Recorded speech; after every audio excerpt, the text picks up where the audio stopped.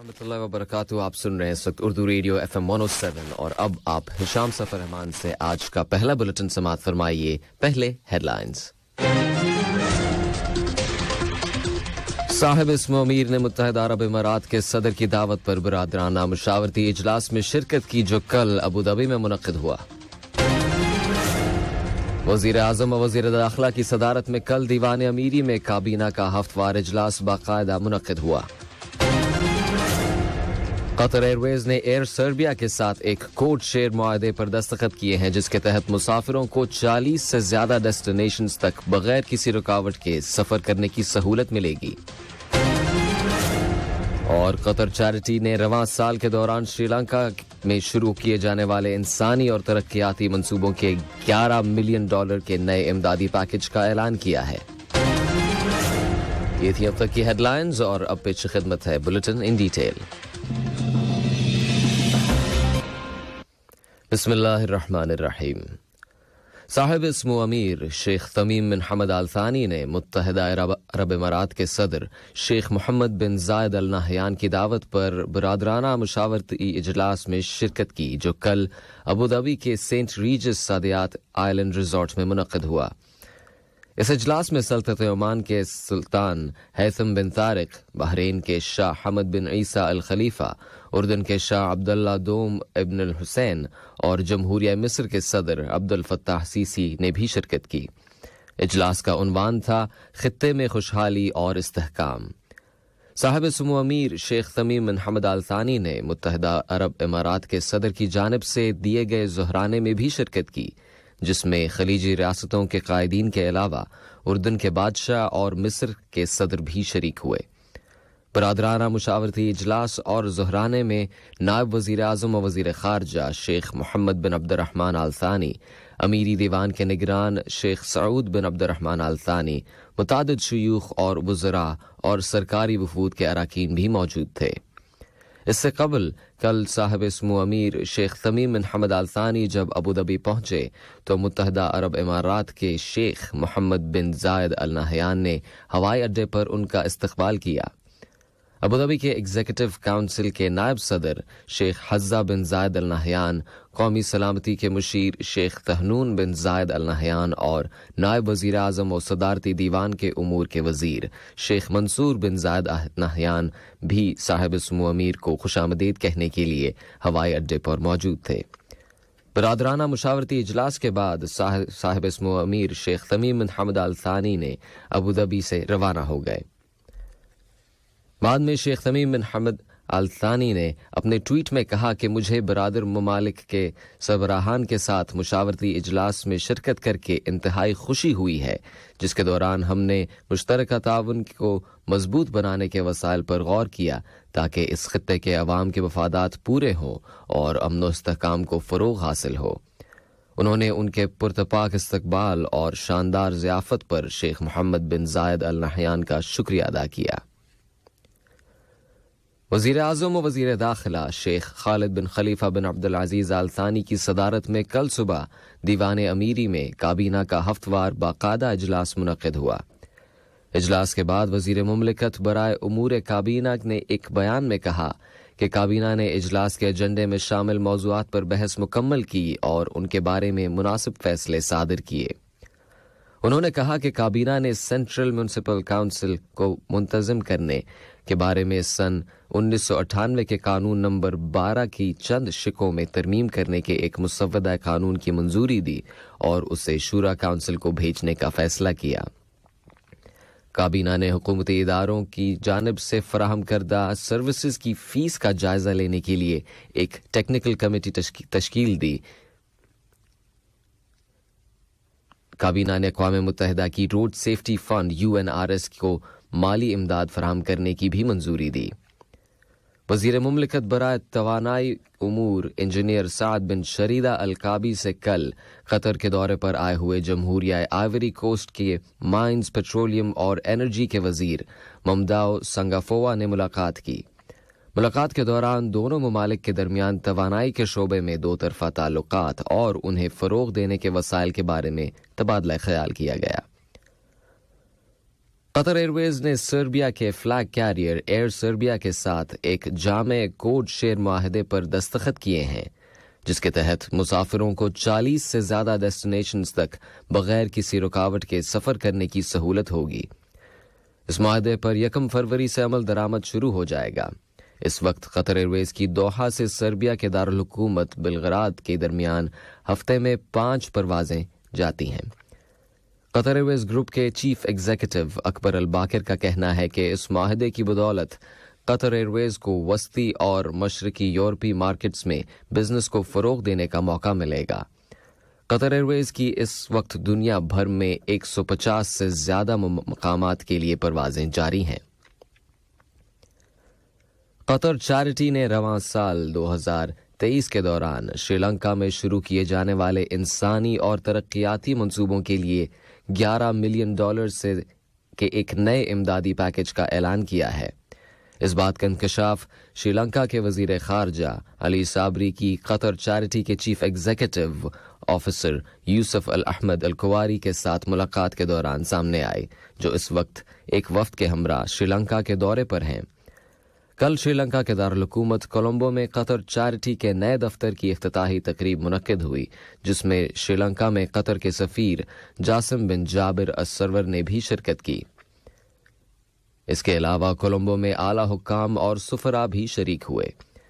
इस मौके पर अपने ख्यालात का इजहार करते हुए अल कुवारी ने कहा कि कतर चैरिटी श्रीलंका को हर किस्म की मदद फराहम करने के लिए पुरअज़्म है।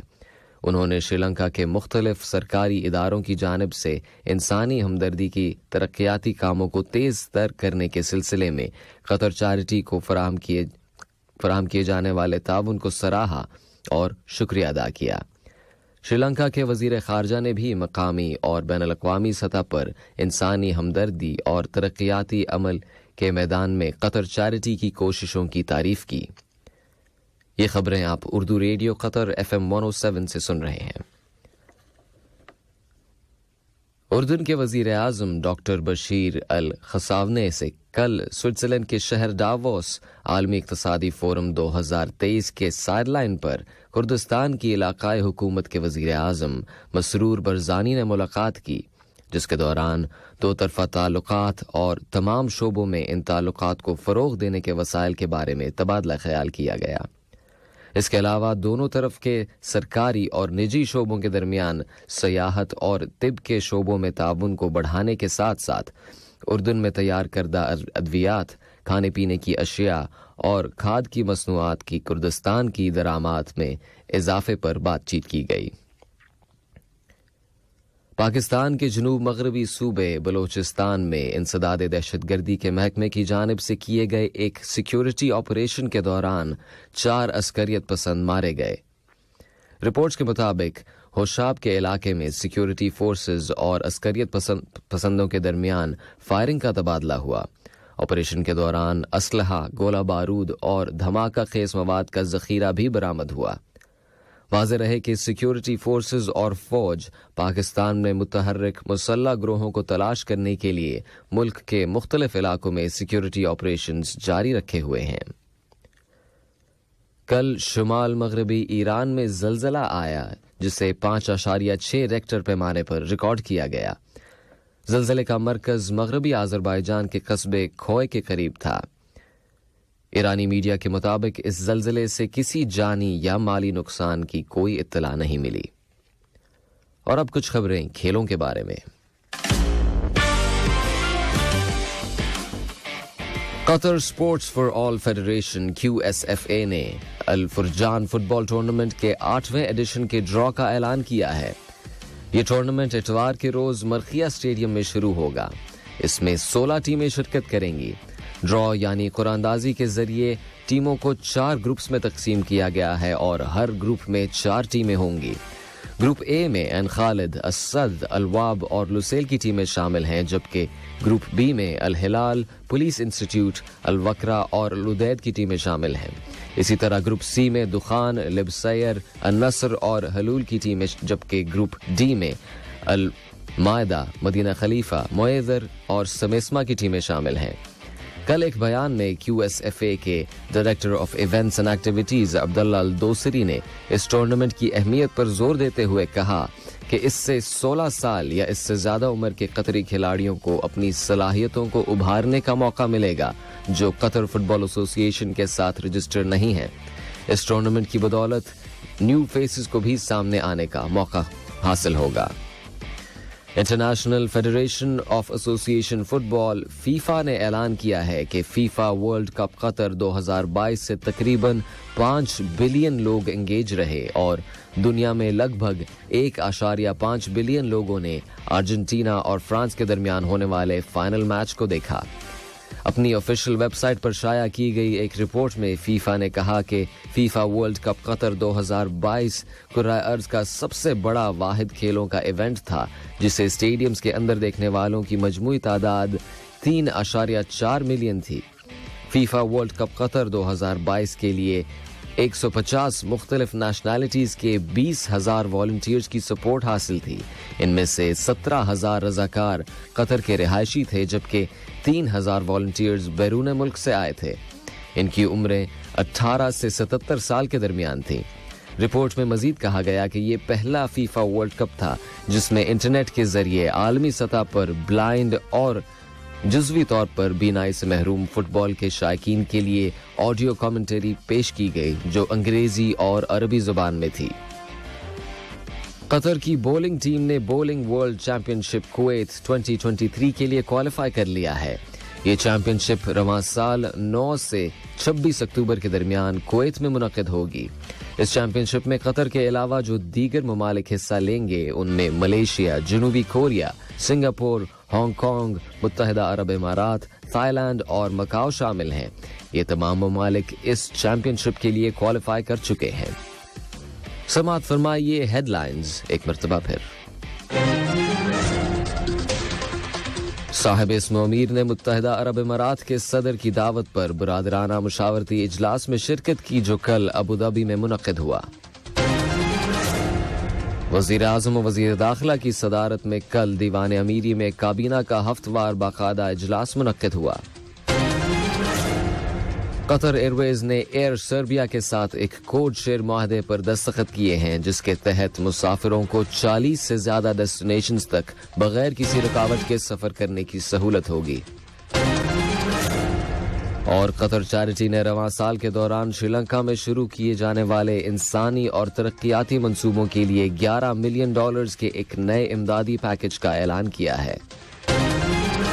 इसी के साथ news editor Mahmood Ahmed, studio technician Mohammed Hasan और मुझे हिशाम सफर रहमान को दीजिए इजाजत। अल्लाह निगहबान।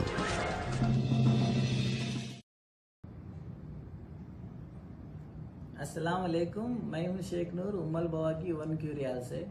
और काफ़ी दिनों से मैं सोशल मीडिया पे बहुत से वीडियो देख रहा था। बहुत से लोगों का जॉब चले गई और टर्मिनेट कर दिए हैं, मुल्क भेज रहे हैं। तो ऐसे वीडियो देख के याद आया कि अपने कंपनी में हायर कर रहे हैं लोगों को जो भी टर्मिनेट हो गए हैं, मुल्क जाने की फिराक में हैं। तो ऐसे लोग अगर कतर में होकर काम ढूंढ रहे हैं, काम चेंज करना चाहते हैं तो अपने कंपनी में हायर कर रहे हैं। मुझसे कांटेक्ट कीजिए। अगर हो सकता है आपको इंटरव्यू में पास हो जाएंगे तो हम लोग अपने कंपनी में लेंगे और चेंज भी कर लेंगे। और मुल्क जाने से अच्छा है इधर ही होके चेंज कर लीजिए।